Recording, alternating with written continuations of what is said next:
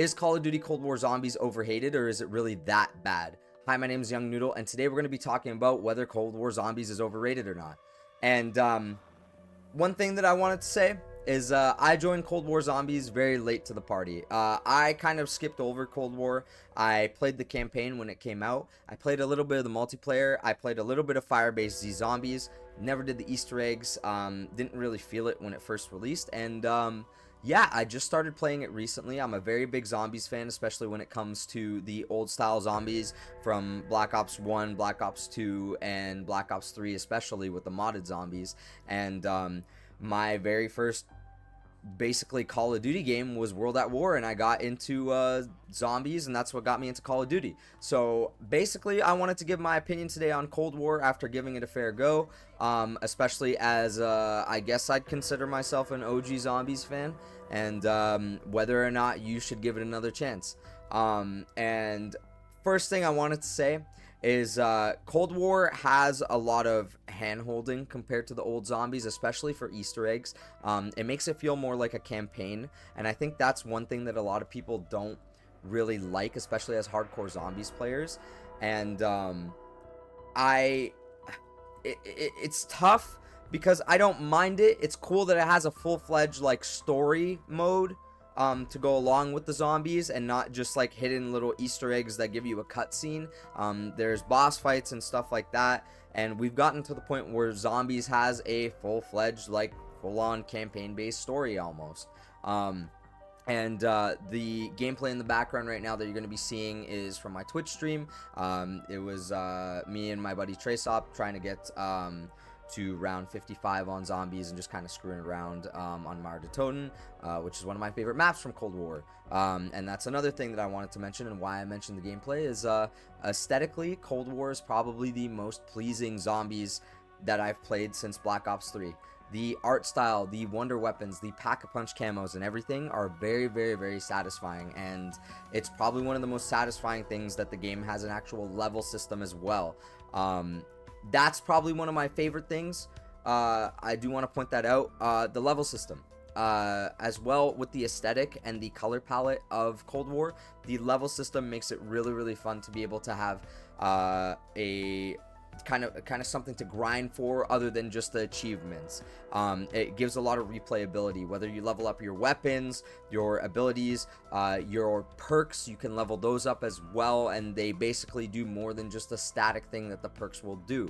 For example, as you level up Speed Cola, it gives faster and faster reloads over time, or Mule Kick, if you level it up to a certain point, it makes it so that if you rebuy Mule Kick after a death, you get the third weapon back. So those are some examples of some of the upgrades, which were really cool. And it gives something to grind for other than just the Easter eggs, like I said. But here's the thing that's kind of like a double-edged sword is, yeah, those things are fun and it's great, but it takes a lot of the challenge away. And I think that's the problem with Cold War, is there's so many things and so many features, which, yes, it gives quality of life and it gives a lot of I guess added content to the game, which makes replayability a big factor if you're just not a person who's satisfied with just training zombies to high rounds and you want something like an actual level based thing to work for. That's great, and it's tied to the multiplayer, so you level up your guns, your camos, you can bring the camos from zombies to multiplayer. That's great. I think that's awesome and should stay. But when it comes to the perk system and things like your ability, like the Aether Shroud, it makes the game way too easy, and it holds your hand a lot. And then on top of that, the Easter eggs kind of tell you what to do for the most part. And I hope that we don't see too much of that in Black Ops 6. I'm excited to see that apparently from what they announced with Black Ops 6 is that they're going to be having the first few weeks of Zombies maps coming out without any guides, and you'll get special achievements for that stuff. But I still think that they should keep it as an option, maybe, where like I can play and not have anything hold my hand and figure out the Easter egg for myself. And I think that's great that you'll be able to earn like calling cards and emblems and stuff like that to show off that you actually did it without looking anything up, and did it within like the first few weeks of release. I think that's awesome. but there is other things that also hold your hand in the game. There's sometimes companions that you could call in every few rounds. There is armor, and there's also the like scrap metal system that you can buy basically kill streaks with, and the tier system for the weapons. The tier system for the weapons, I guess, is fine. It gives more upgrades and stuff like that other than just Pack-a-Punch. But the kill streaks just don't. I even saw it previewed in Black Ops 6. Some people even skipped over Cold War and didn't even know that this was an old feature, and they thought it was new for Black Ops 6 Zombies. But like, for example, being able to call in the chopper gunner, having the flamethrower, the grenade launchers, the RCXDs and stuff like that. Like the smaller ones, like the RCXD and stuff like that, it's fine. But when it comes to like the chopper gunner, if you grind enough of that scrap metal, you could literally spam it and just skip rounds, because the chopper gunner lasts like a good minute, and you can just train everybody, call in the chopper gunner, and you go on your laptop and you're invincible for the duration of the chopper gunner and just mow everything down.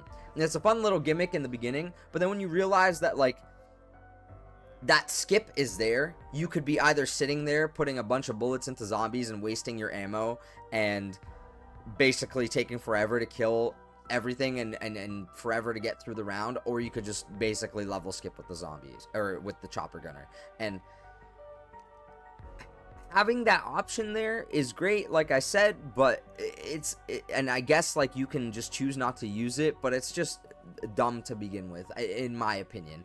I think Cold War Zombies does almost everything right with adding content. They even have a level challenge, which makes every round the speed and the difficulty as round 55 until you get to round 55, and that's what you're seeing in the gameplay here that we did, which was really, really fun. So there's some challenging modes and stuff like that, which are great, but when you're able to just do that, I think that has no place in Zombies. And I still feel iffy about the tier for like the guns and stuff like that. That's it just comes off annoying and weird to me. When I first started Cold War Zombies, all my guns were way lower level than my teammate, so when I went in, he had the exact same setup, and we were actually doing this exact map, and he had upgraded perks and upgraded weapons and stuff like that, and he was just mowing through the zombies like it was nothing, and I was going down constantly to the point that I had over 10 downs because I couldn't recover. But the perks give such a huge advantage. So it's cool because you're able to get to higher rounds, and obviously the zombie scaling and damage is different in Cold War, and it does scale per round, so the difficulty does ramp up. There's no real like cap. I believe from what I heard, the cap is like round 83, which is, yeah, it scales with you up until then, as far as I know. I could be wrong. Let me know in the comments if I'm wrong, but yeah. Other than that though, I think Cold War Zombies should be given its credits. That is my biggest complaint, the kill streak thing, but it's good, man. It's really good. The color palette, the wonder weapons, the story, the fact that you have something to work for, leveling up for camos and for weapons and perks and everything like that. Even though some of the stuff may feel a little overpowered, it is cool to see that there's more content than just training zombies, unlocking doors, and getting the one Easter egg on every map or 2 Easter eggs. They have the Easter eggs, they have the main story, they have the hidden stuff, they have extra difficulty factors, and they have all this stuff to make it so that you want to come back and play it. I've been wanting to go back and play Cold War Zombies constantly, even though the game's older, and you know, I just want to go back and like upgrade everything and beat all the Easter eggs and get the calling cards and stuff like. I think that that's cool, and it transfers to multiplayer.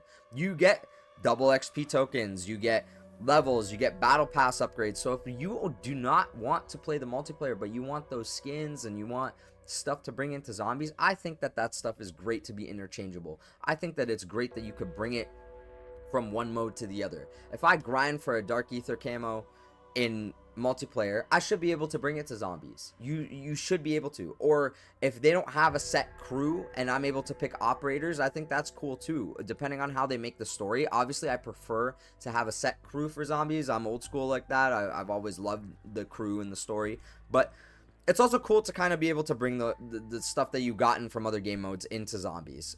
So I do like the fact that they have the outbreak modes as well, which are like more of like a survival type zombie things. I think that these should keep bringing those modes back, because then you could kind of use your operators and skins and just grind and mindlessly play, or you can go into the actual maps and play the Easter eggs and play the campaign, and play regular zombies. So having options is not a bad thing, and I think that's the problem with the COD Zombies community, is they don't really know what they want, and it's all back and forth between hating and loving things.